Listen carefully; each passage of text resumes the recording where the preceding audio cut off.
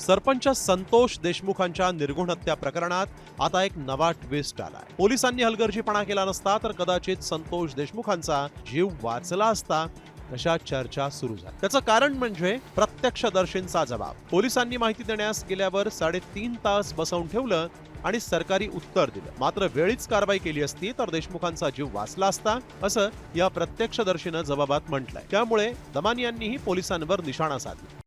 Comscore नुसार आता isakal.com आहे देशातील नंबर 1 ची मराठी न्यूज वेबसाईट। प्रत्येक अपडेटसाठी isakal.com ला नक्की भेट द्या।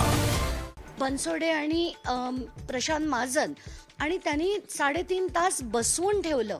त्यांनी कुठल्याही प्रकारची चौकशी करण्याचा शोध घेण्याचा प्रयत्न केला नाही। हे सगळं बघून खूप दुःख होतंय की ह्या माणसांना म्हणजे स्वतःचं कर्तव्य नाहीच, त्यांना साध्या संवेदना देखील नाहीत।